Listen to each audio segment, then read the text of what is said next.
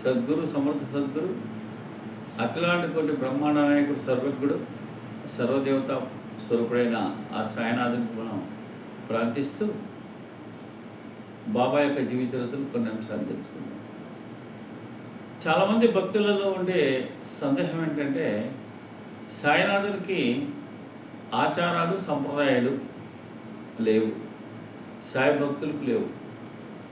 కాబట్టి సాయినాథునికి మిగిలిన దేవతలకు ఉన్నంత పద్ధతిగా ఆచార సంప్రదాయాలు పాటించాల్సిన అవసరం లేదు, మందిరంలో పాటించవలసిన అవసరం లేదు, భక్తులు పాటించవలసిన అవసరం లేదు అని కొంతమంది సందేహాలు ఉంటాయి.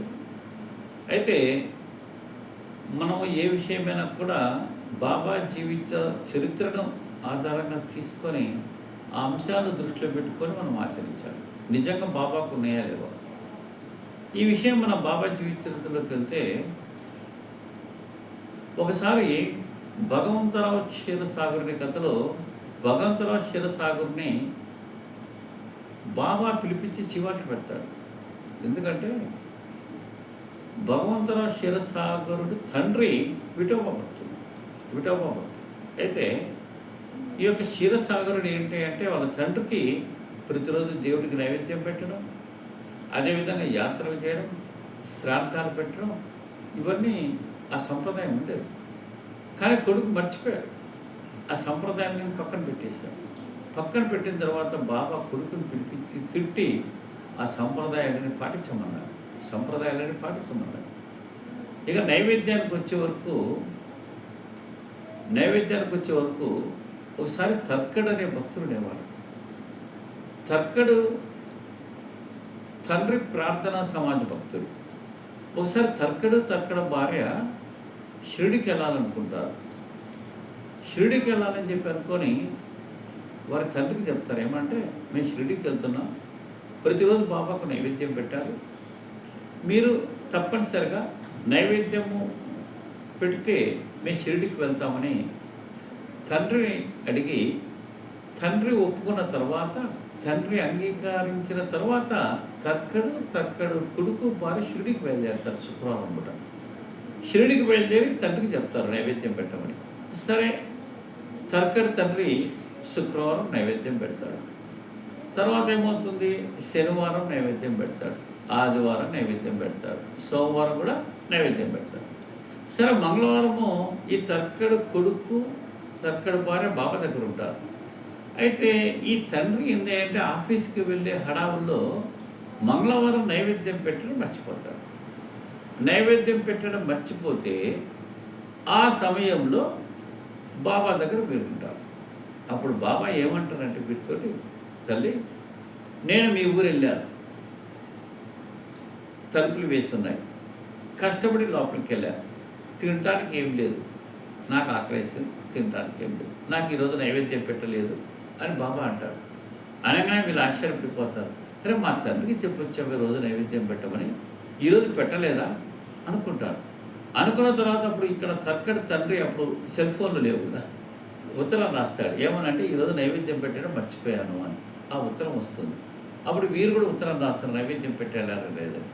అంటే శుక్రవారం పెట్టారు, శనివారం పెట్టారు, ఆదివారం పెట్టారు, సోమవారం పెట్టారు, మంగళవారం నైవేద్యం మర్చిపోతే బాబా అడగడం జరుగుతుంది, నాకు ఈరోజు మీరు నైవేద్యం పెట్టలేదు, నేను మీ ఇంటికి వెళ్ళాను, నేను తినడానికి వెళ్తే లోపల ఏం లేదు అంటారు. అంటే ఆ కథలో మనకు క్షుణ్ణంగా తెలిసేది ఏంటంటే, మనము పెట్టే నైవేద్యం బాబా తీసుకుంటున్నాడు ప్రతిరోజు. ఏ రోజైతే మనకు నైవేద్యం పెట్టలేదో బాబా నాకు నైవేద్యం పెట్టలేదని అడుగుతున్నాడు.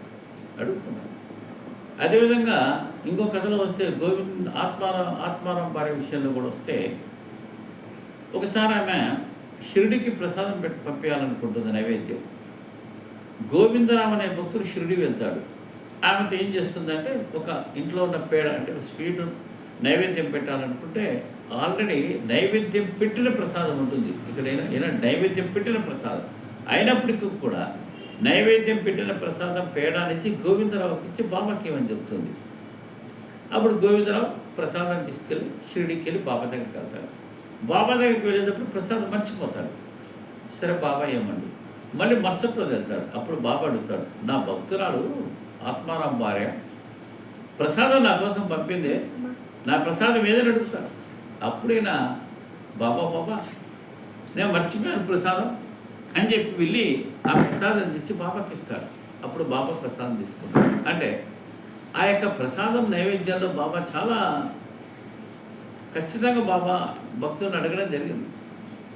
అదేవిధంగా ఇంకా సంప్రదాయాలకు వస్తే ఒకసారి ఈ యొక్క దాసగణ హరికథ చెప్తూ కోటు బోటు షూట్ చేస్తే అప్పుడు బాబా అంటాడు, ఇది కాదయ్యా నీ సంప్రదాయం, నారద సంప్రదాయం. నారద సంప్రదాయం ప్రకారం నువ్వు హరికథలు చెప్పంటే అప్పుడు కోటు బూటు మొత్తం తీసి పైన చొక్కాలు లేకుండా పంచ కట్టుకొని హరికథలు చెప్పడం జరుగుతుంది.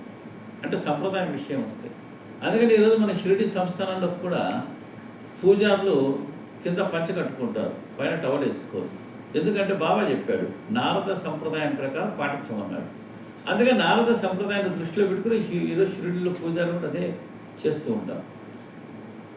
అదే ఒకసారి షిరిడిలో ఇప్పుడు ఉన్న ద్వారకామయ్యలో ముందు ఒక రేకు షెడ్డు ఈ యొక్క శ్యామ వీళ్ళంతా కొంతమంది గోకల వీళ్ళంతా రేకుల షెడ్డు వేస్తూ ఉంటే ఒకసారి బాబా వచ్చి ఆ తాట్య గొంతు పట్టుకొని ఆ రేకుల షెడ్ వేస్తుంటే అక్కడ ఇనపకడి మొత్తం పీకేసి అక్కడ ఒక ఆ యొక్క శ్యామ యొక్క తాత్య యొక్క మీద ఉన్న టవల్ కింద వేసి ఒక అగ్గిపుల్లి వేసి కాల్చి ఒక రూపాయి నాణ్యం వేస్తాడు. అందరూ ఆశ్చర్యపడుతూ ఏంటబ్బా మేము రేకుల షెడ్ వేస్తుంటే బాబా ఏంది ఇంత హడావుడి చేస్తున్నాడు అంటే దాంట్లో అర్థం ఏంటి అంటే అక్కడ శంకుస్థాపనప్పుడు ఒక రూపాయి వేయడము, తర్వాత ఆ యొక్క అతను ఉన్న పాగా కింద వేసి కాల్చడం, అదంతా ఒక అగ్నిహోత్రం చేసి ఒక రూపాయి శంకుస్థాపన